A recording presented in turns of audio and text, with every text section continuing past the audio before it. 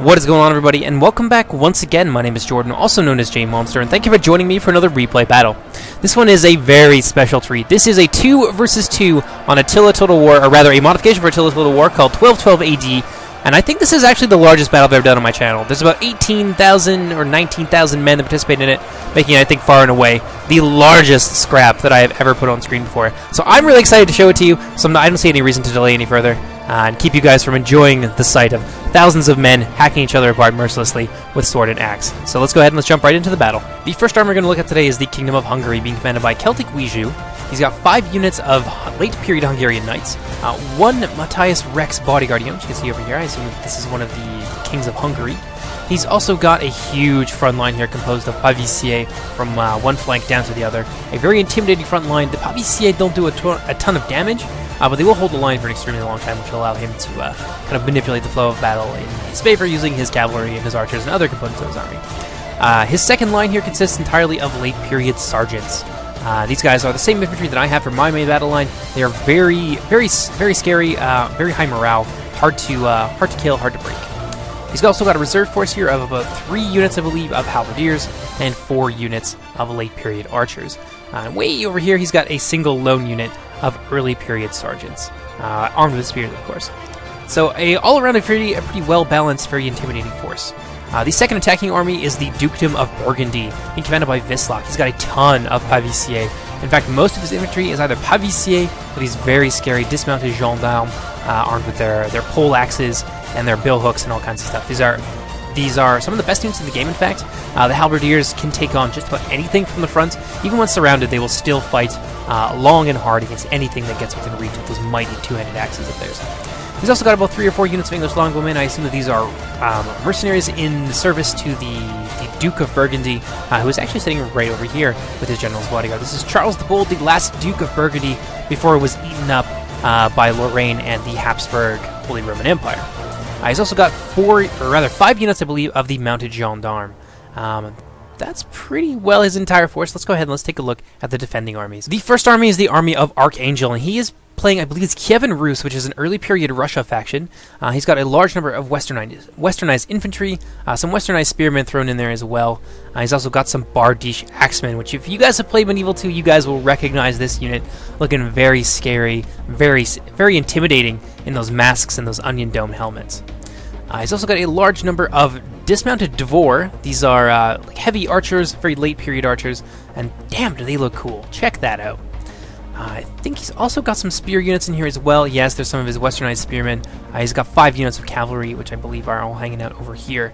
These are the Vityaz. He's got 5 units of Vityaz and 1 general's bodyguard unit back here, which is the Knyaz's Guard.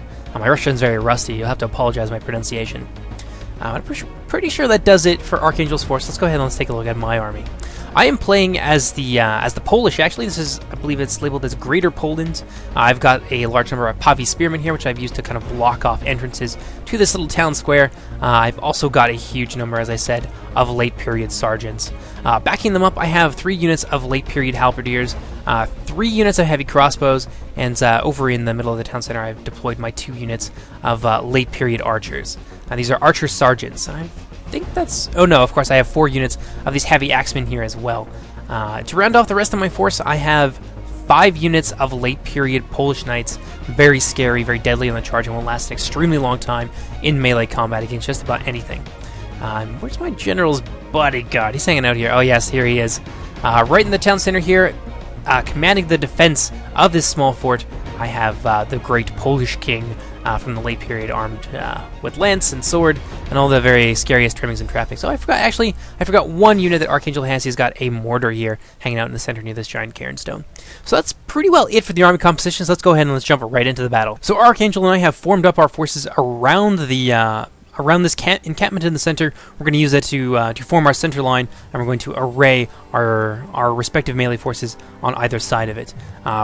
Probably not the worst idea, since we can funnel the enemy army into these very small choke points, which we're able to hold down with some of our more durable units, like these Pavis and these westernized spearmen right here. But look at this. The Hungarian player is now testing our resolve, looking for any chinks in this armor that he can use to get in here.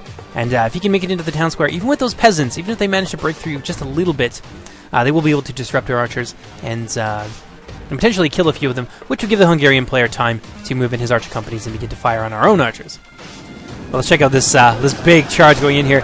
These poor unarmed peasants really don't have a chance. They are going to get absolutely butchered by this double line of spearmen.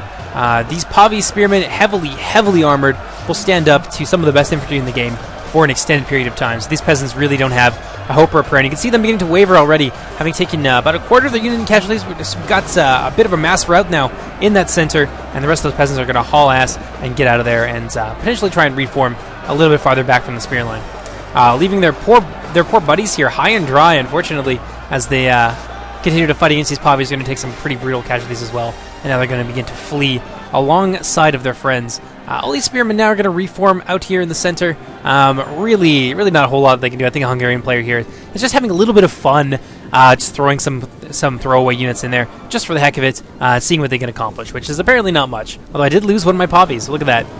The scythes and pitchforks of these peasants have managed to claim the lives of at least one of my heavy spearmen. So good on them. It only cost them about 40 or 50 peasants in return, but still. Well, over here you can see the Hungarian player, yes, is kind of biding his time. There's a little bit of Mexican standoff going off here. We're just kind of staring at each other across the field, waiting for the other to make the first move. He definitely has the advantage in infantry and cavalry, however. That nice triple line there is a very scary thing to have to deal with. And he's got far more cavalry on this left flank than I have on my right. You can see I only got about 2 units here of Polish knights that are going to try and hold down this flank here alongside some of my Pavis and some of my halberdiers. The rest of my cavalry is way over here on our far left flank. I'm hiding the rest of them in this forest alongside some of Archangel's Vityaz. But this is all of his Vityaz. In fact, he's fully committed his cavalry on this wing, and our plan is going to be to try and overwhelm the cavalry of Vislac. He's got a lot of gendarmes here to help him hold down his right. He's also got his general there, which makes him a little bit vulnerable. He's got some spears as well, so this is not a fight I think that we're expecting to win. What we want to do is be able to hold down the flank for as long as possible and try and scoot some of our cavalry around while all of his cavalry and all of his infantry are occupied, and maybe get into the soft underbelly of his army, like, for example, these English longbows right here. And they have a lot of range and they can do a lot of damage. I have left unchecked, so they're definitely a priority target for us at this point, and we're going to do our best to try and shut them down early. Over here, it looks like, oh yeah, we missed a little bit of charge. Some of the Hungarian knights charged right in to these westernized spearmen and got themselves a little bit cut up in return for it. Over here, it looks like these peasants now trying to take on my main battle line, but most of them really kind of thinking better of it, not wanting to get too close to this heavily armored line of sergeants. These guys might make it all the way, though. Let's find out. Nope, they are definitely going to change their minds. Over here, those Hungarian knights have now wheeled around, looking to charge into the front of my infantry. Normally in Medieval 2, this would be absolutely devastating and a totally valid tactic. Ooh, wow, some arrows now ricocheting off the backs of my own troops, claiming the lives of a few of those Hungarian knights. But in Medieval 2, you would be able to run down infantry very easily with a charge from heavy cavalry.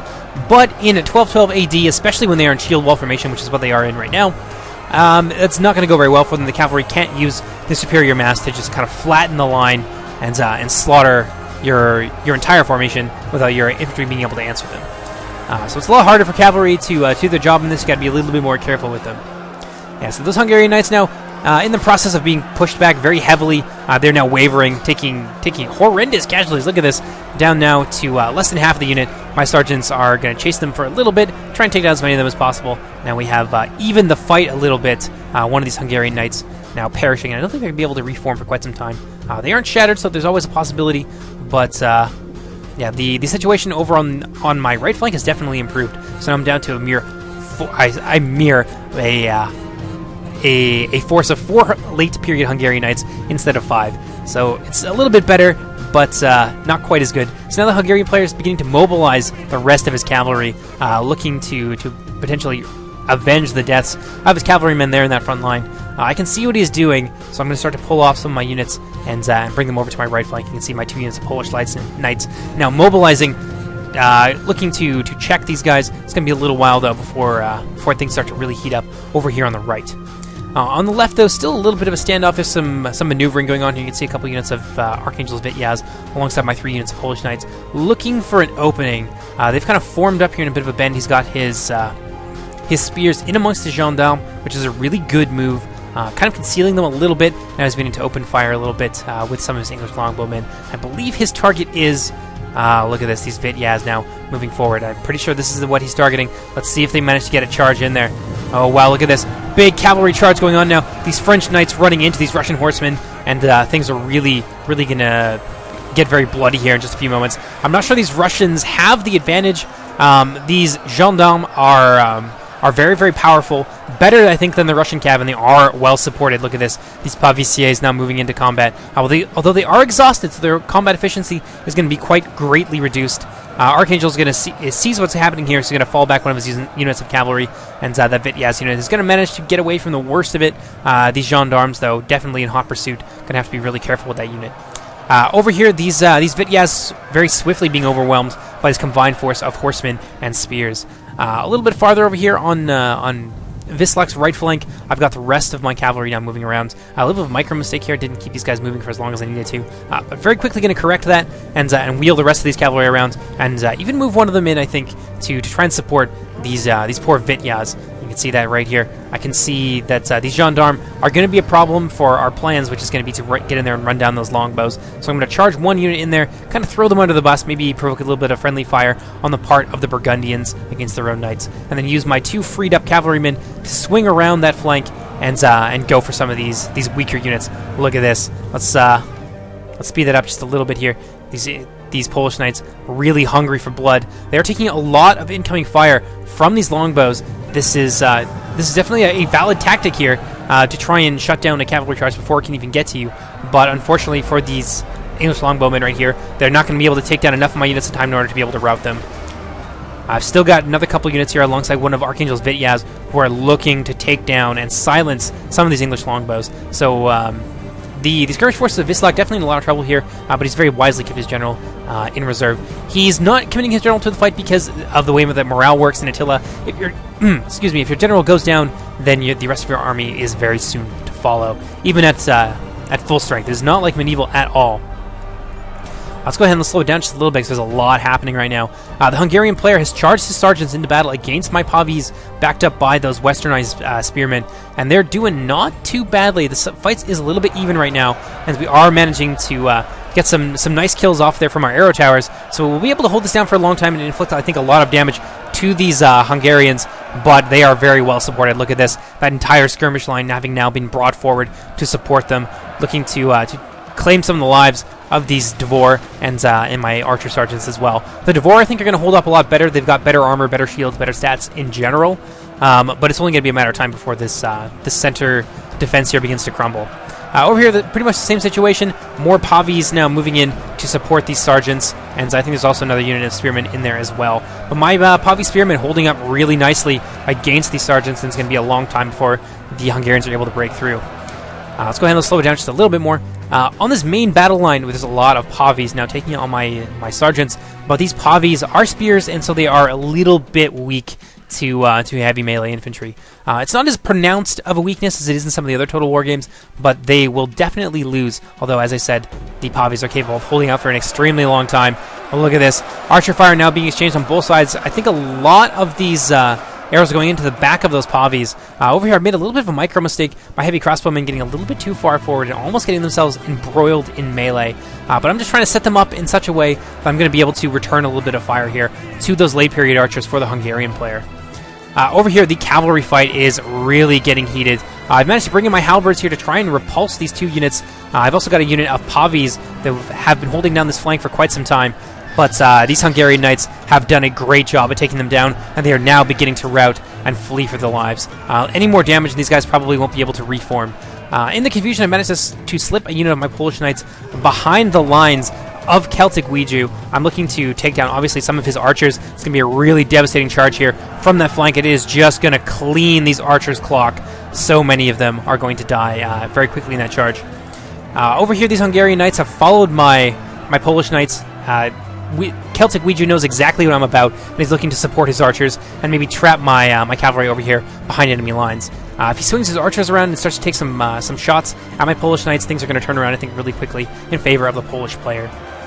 Over here, the rest of the Hungarian late period knights really struggling to fight my sergeants. There's two units now that are kind of double teaming them, and they're very, very quickly finding themselves repulsed. And they're on the verge of routing, wavering already, which is very bad for the Hungarian cavalry, which is absolutely getting slaughtered here. So we've managed to turn a fairly bad situation around into a good one just by supporting our cavalry well and looking for decent opportunities and managing our reserves and their deployments as best as can be hoped. Way over here, Archangel's cavalry is really having a hard time along with some of his infantry. Now you can see a unit of westernized infantry absolutely trapped here behind enemy lines, being crushed between a unit of Paviciers and the gendarmes. The cavalry of Vislac just running absolutely amok over here on this flank. You can see most of Archangel's Vityaz units have been scattered, and some of them are actually shattered. So he's still got a small cavalry force over here, but I don't think it's going to be enough to really turn the tide. So the attacking force is definitely in command of the cavalry fight over here on the left wing. However, over on the right, we're doing a hell of a lot better. Look at this. These Pavis and all these poor westernized infantry are just so isolated and really going to have a hard time here. They're moving in to try and support my cavalry and maybe even take on Charles the Bold here. If we can kill Vislac's general, that would be a huge boon for us. But these westernized infantry are just really kind of out of position a little bit. And there's just not enough of them, I think, to take on the cavalry and to take on the infantry support as well. I see another unit of cavalry over there. I'm trying to bring in some of my my halberdiers, but they're going to come and get a rear charge pretty shortly here. I've got my general, my late period Polish king, trying to hold the line against some gendarmes, but he's really, really struggling, which is why I'm bringing in my unit of halberdiers and potentially even a little bit of spear support. Yeah, you can see them over here. Some Paviciers moving in to try and support our general. We do not want to lose our general, not at all. Over here, look at these guys. A big charge into the rear of my halberdiers from the gendarmes, doing a lot of damage to that very important, very expensive unit. You can see a lot of them getting to die. And over in the rear here, you can see some very wavering units of infantry on the part of Archangel. So we're really getting cut up over here on the left flank. They have managed to shut down our cavalry now and free up the rest of theirs. So Vislac still has a very healthy force of horsemen. We didn't manage to do as much damage to the English longbows as we would have liked. We definitely killed at least half the archer's force, excuse me, if not more. But things are really starting to turn around in favor of the attackers. These halberdiers now pushing into the town center. We desperately need some reinforcements, but unfortunately Archangel has lost his general at this point. He had a frontal charge into the archers, I believe, trying to support our cavalry, and he ended up losing his general in the process. But yeah, things definitely looking very grim for us over here, although we are having a little bit of success. Some of these sergeants are now actually retreating in the face of some devastating volleys from Archangel's mortar. And we're also trying to lay down a little bit of suppressing fire using our archers to take down some of his archers and keep these guys routing for as long as possible. But our Paviciers and our westernized spearmen are really doing a great job at holding the line here for a very long time. And it is starting to bear fruit. Look at this. A massive rout over here on our right flank. This could be the breakthrough that we need. We need to capitalize on this very quickly. But this could be the break that we need in order to start to turn the tide here and begin to roll up the attacking lines, which is what we were in the process of doing.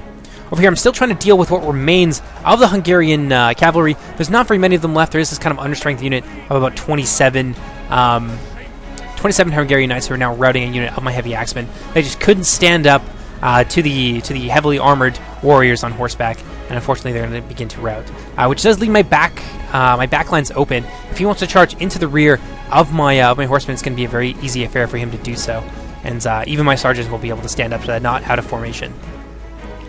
But over here, we're still just trying to run down as many of these Hungarians as possible, break their lines so that I can turn around, deal with that menace of cavalry behind me. I actually got a unit of spearmen moving in there right now to try and hold them down. But we can deal with what remains of the Hungarians on this side, and then begin to wheel around to face the Burgundians. The Hungarian player looking to reinforce his lines here, get as many of his troops into this area as possible, potentially hoping to force a breakthrough. If he can get into the town center itself and begin to overrun this position, he will be able to save himself from being completely and hopelessly surrounded by my two victorious units of cavalry and a huge body of infantry. But we're going to slow it down right there, and we're going to come back to this in just a second. Take a look at some of the stuff that's happening in the rest of the battlefield. Over here, our Pavis really having a hard time, and it looks like we have some routing here. So really the only thing left now is an understrength unit of westernized spearmen to hold the line against a huge number of Pavis and Sarges, which looks like the Hungarians are going to get the breakthrough that they need in order to break into this town square and begin to put a lot of pressure on our skirmishing units. This is where a lot of our undefended, almost entirely undefended skirmish units are, and they're very, very vulnerable to melee attacks. So we want to keep them out of here as long as possible, but unfortunately we're not doing a very good job of doing that. These dismounted gendarmes have already managed to break through our lines, and they are in amongst our skirmishers. You can see more and more fire from the attackers pouring into that town square. He's hoping to rout our poor troops and carve out essentially the heart of our army. Over here you can see we've managed to get in behind the Hungarians with 2 units of cavalry and a huge number of infantry, all charging together in a very nicely coordinated charge, and these guys are not going to be able to last very long in the face of these overwhelming odds. You can see a mass rout now beginning to take place amongst the Hungarians. The Hungarians are looking to get into the rear of my troops and potentially cause the same kind of havoc amongst their lines that I'm causing, or amongst my lines that I'm causing to theirs right now. But we have managed to free up a huge number of troops here, so we're going to be able to wheel around and face them very quickly before they can get themselves into position. They're still taking flanking fire from our archers and a few shots there from the mortar that you saw in the background. Over here, we are managing to hold back the halberdiers, these gendarmes. We've managed to slow them down. Vislak's troops not going to be able to break through on this side, but he is looking to have another huge breakthrough right here. And there's only some westernized infantry and a few kind of sparse, demoralized units to stand in their way. It's really looking desperate for us right now, especially since this left flank now is completely gone. It's completely shattered. We just couldn't hold it down, and Vislak kind of cut through us like an axe through cheese, if you would like the metaphor. So I'm trying to mobilize some of my reserves now from our victorious right flank, looking to try and shut down some of this chaos. I've moved a unit of halberdiers here, anticipating these 2 or 3 units of cavalry in the back, trying to come into the back of our fortress and get into our archers, which we don't want to have happen at all. So I'm moving in my my heavy axemen and the rest of my army, but I think at this point I have actually lost my general as well. So in terms of morale, we are in a very precarious position. We've definitely got the numbers, I think, especially because we had such a strong victory on the right flank, but it's the morale that is really the big danger at this point. So big charge now coming in from these heavy axemen, looking to flank these paviciers. Let's slow that down now and enjoy this brutal charge here from these vicious 2-handed axemen. These paviciers are just going to quickly find themselves overrun by this very devastating, very powerful charge on the part of these shock troops. So we may be able to kind of shut down Vislak's advance, but he is just penetrating our lines at so many different points here that it's really hard for us to kind of stop him from utterly devastating our forces here. And look at this, some of these British axemen now coming back from routing, but our morale is just kind of hanging by a thread. It would not take a whole lot, I think, to send a wave of panic through our armies and send our warriors fleeing off the field of battle, leaving the Burgundians and the Hungarians as the victors. Over here, we're having a little bit more success. There's not as much of a stiff resistance. I've still got my 2 units of cav, and we've kind of just run down all of the Hungarian archers. So they're now down to maybe a handful of archers in each unit, and we're going to very quickly deal with these guys and potentially bring my cavalry around to try and flank some of these units. But Vislak sees what's happening, so he's going to try and move in with his very healthy unit here of gendarmes and take on my Polish knights. Look at this charge here. Those very brave Polish knights charging into combat, heavily outnumbered by the gendarmes, but still not doing too bad. They are holding on. Combat apparently is still even, and there is some infantry support that is moving in to try and help those knights hold that line for as long as possible. Over here, a lot of these gendarmes have just come back from routing, so they're a little bit precarious. They are still shaken. All it would take is a breakthrough here on the part of our forces, and we're going to get, I think, the break that we need. We're going to surround this remaining gendarme unit that still has the stomach to fight us, and potentially we'll see a breakthrough here, unless Vislak is going to be able to hold that down. And it looks like he's trying to move in some reinforcements here, but I don't know how long they're going to be able to hold. Over here, I've brought in the rest of my infantry, trying to take on these halberdiers, maybe get some nice flanking shots here. You can see a couple units of infantry in a very good position to begin some flanking. But look at this, some of the gendarmes from Vislak, they came in from the rear. They kind of carved a bloody swath through a lot of these Devor, and these archer sergeants managed to take down quite a lot of them. You can see a lot of dead bodies on the ground, but we were luckily able to repulse them, because if they had managed to get a nice hammer and anvil into the back of my halberdiers, who are still very healthy, then that would be a potential impetus for them to begin to rout. And then if these 2 units shatter, that's a ton of our killing power gone. These halberdier units still very healthy and very, very powerful in melee, so we don't want to lose them, not for anything. Over here, you can see some of the reinforcements now coming out of the woods. These are Pavicier, fresh from their victory over Archangel's cavalry back there in that forested area. They're now moving in to punch through the lines here using their superior numbers, and it's definitely the morale again that we have to worry about here. With so many forces arrayed against them, our men may not have the stomach to fight for too much longer. Even though they are just Pavis, there's many of them, and that is very, very demoralizing for our now exhausted soldiers. Another unit of Pavis coming in over here. Wisłach still has a very strong force. We are having a little bit of a breakthrough, especially over here on our right flank. We've managed to be very successful in our assault. We've swept around here, tied up this unit, a very healthy gendarme, which could be used to devastating effect elsewhere, potentially in the back lines here. If they were able to get into the back of these halberdiers, and I believe those are westernized spearmen, then that could be an absolute disaster, and things could be very different over there on the left flank. But luckily, my sergeants and my Polish knights have managed to hold these guys down for long enough and deal sufficient casualties to them that we were able to avert that disaster from ever taking shape. But let's slow down just a moment here and appreciate this. Look at this, is absolutely apocalyptic. You can already see the carrion birds beginning to come in. There is going to be a feast for the crows tonight, let me tell you. Look at this. Look at the absolute devastation down here all along this line. Sergeants from both sides just cutting each other to pieces in a frenzied melee, and it's just been absolutely devastating for both sides at this point. Although we have managed to pull the balance power back a little bit in our favor, but again, we're still in a very precarious position. Don't let the balance power fool you. If our troops get themselves in even a slightly bad position, then they could potentially start to rout very, very quickly. And we still have this full health unit. I believe this is the Hungarian king over here, Matthias Rex, who is still on the field. We need to be able to take down one of their generals very quickly, so we can kind of even the playing field a little bit in terms of morale. Over here, though, it looks like we've managed to break some of the halberdiers from the Hungarians. I think there's some of the gendarmes who were in there as well. We've managed to push them back with our sergeants and our Russian infantry as well. So it's really, really bloody at this point, but we definitely have an advantage, I think, in terms of the numbers of our infantry still left over, and we certainly have an advantage in terms of archers. My archer sergeants right here, still very, very healthy, actually. Still 89 at this late point in the battle. Oh, look at that. Brutal charge now coming in from Matthias Rex, looking to take on my Pavis from the front, which normally would not be a very good idea, but these Pavis are extremely demoralized by the loss of their general, and they're having a really hard time. Look at this. They are already shaken, wavering. This could be the breakthrough that Wisłach and the Hungarians rather need to open up our bank flank, and indeed, he shatters my spearmen. My Pavis, still 115 left in that unit. This is a huge loss for our forces, and really a giant gain for the Hungarians. Although he is losing a significant number of his general's bodyguard in this fight, I think this is actually going to be what we need to take down the Hungarian general. So the Hungarian general is going to die very shortly in combat here, and at the same time I bring in... no, this is actually Archangel charging in some of his Devor, looking to tie down this cavalry for as long as possible so that we can eliminate this cavalry menace once and for all. Over here, my halberds doing a really great job of pushing back these Pavicier. Since the combat is even, that's probably because these guys are so exhausted at this point that it's probably difficult for them to even raise their pole axes for an attack.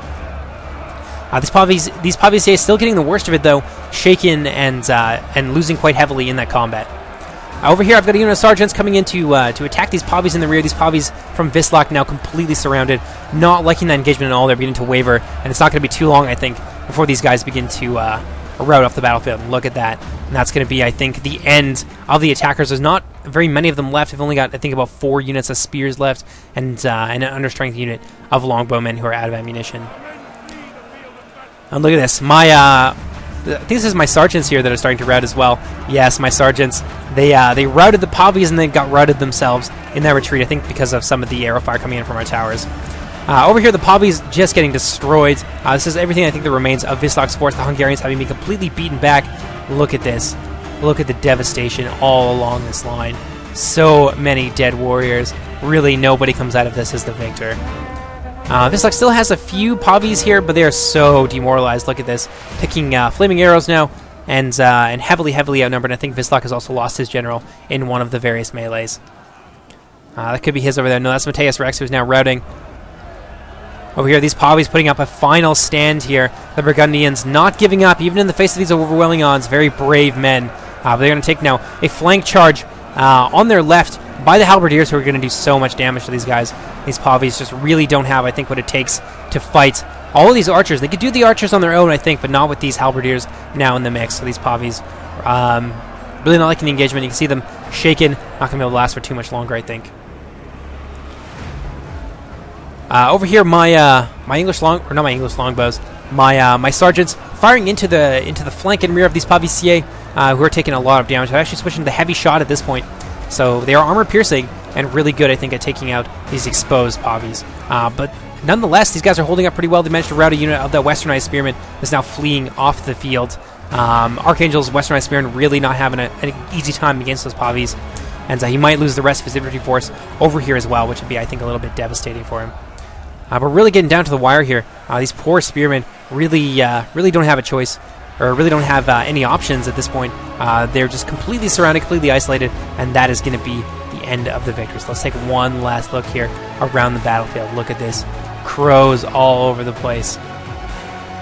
Dead bodies everywhere. Just the complete destruction of 4 armies here. This is about 18,000 or so dead bodies. That's it for me, guys. I hope you guys enjoyed. We're going to end the replay right there so you guys can take a look at the casualty screen.